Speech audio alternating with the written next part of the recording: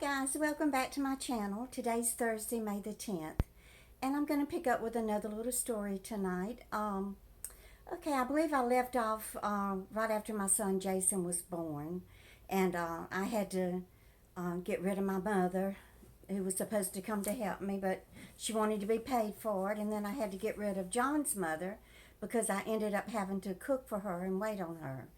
So it was just me and John and Jason, the newborn baby. But John's twin brother, Jimmy, he and his wife lived in the same apartment complex where we were living. So he did come over and help me.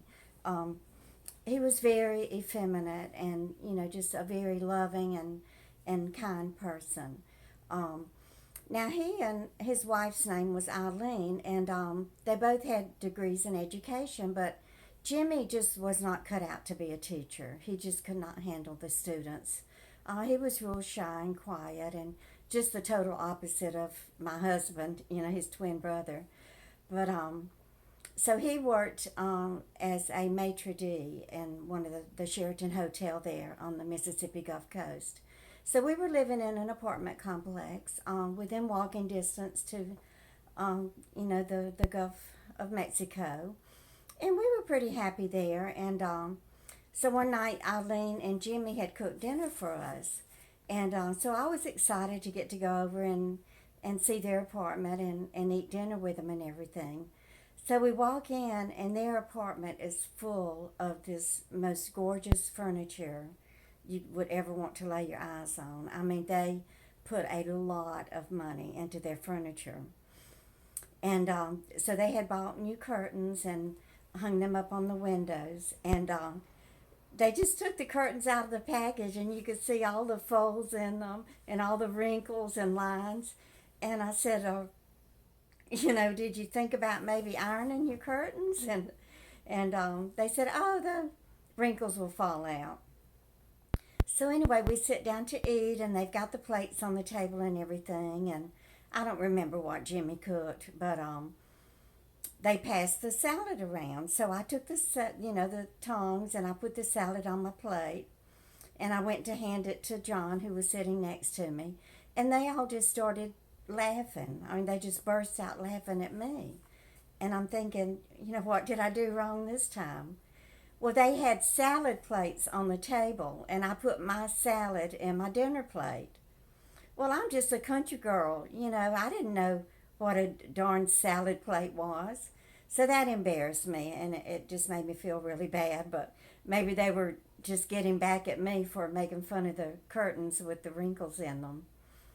But anyway, the laugh ended up being on Jimmy, because then when they invited us over for Thanksgiving, but I tell y'all, I could hardly even eat at their apartment because they had two Siamese kittens that they adored.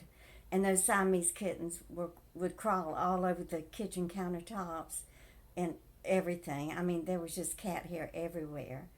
But anyway, we're sitting at the dinner table. Now, this is another time other than the salad mishap time.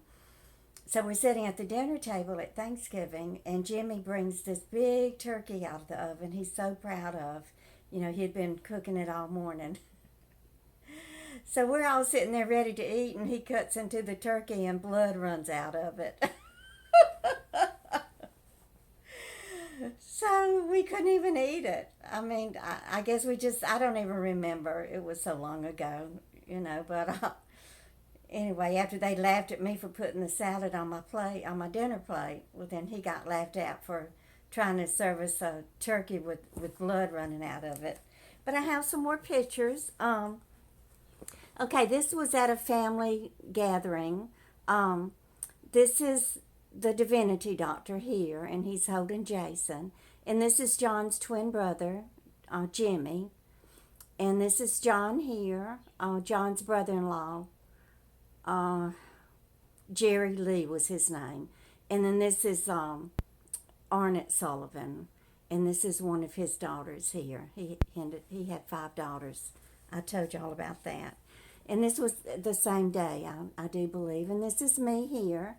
This is John's sister, Peggy. Now, she's the one that had the twin sister named Polly, who their mother smothered her in the bed one night. But anyway, this is Peggy. She survived the mother. And this is Eileen. This is Jimmy's wife. And this is the old mother-in-law. And then this is Peggy, John's oldest brother's wife, the one that I told y'all was pregnant 10 times and ended up having 5 live births who were girls. 3 miscarriages, an ectopic pregnancy, and a stillborn. But anyway, this sister of John's, Peggy, she died. She was a real bad alcoholic, and she died when she was in her 40s from cirrhosis of the liver. And Eileen, she died from a brain aneurysm when she was 39 years old. But by then, she and Jimmy had divorced. Jimmy always seemed like, he was very feminine, and he just seemed different. He was nothing like John. And Eileen was a little different too. They just didn't mesh. And they were married for 10 years, but then they got a divorce. And then Jimmy went to live with a man. So, he was gay all that time, but he tried to be married and do what was right in the Baptist religion, but it just wasn't for him. And so he ended up having a partner, and his name was Herb, and they had a very long and loving relationship, and I was real happy for him. Anyway, we had gone down to New Orleans one day, and this is one of the streetcars there, one of the trolleys there in New Orleans. And this is my son Jason here on his little scooter thing. And this is my mother, Dort, holding Jason. And she's probably thinking, why do I have to pretend like I care about this baby? And then this is John's mother holding Jason. And she's probably thinking the same thing. But anyway, John was managing a TGNY store there in Gulfport.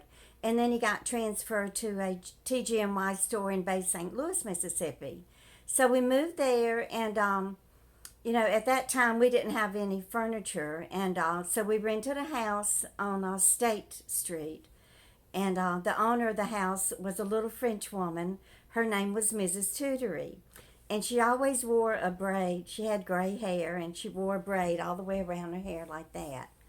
And I remember her advice to me was, she said, always do your hair and makeup because you never know what the day will bring. And she's so right about that.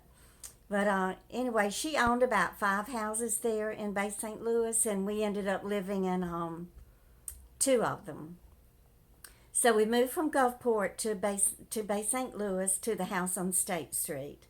And so that is move number 7. We're going to keep track of it.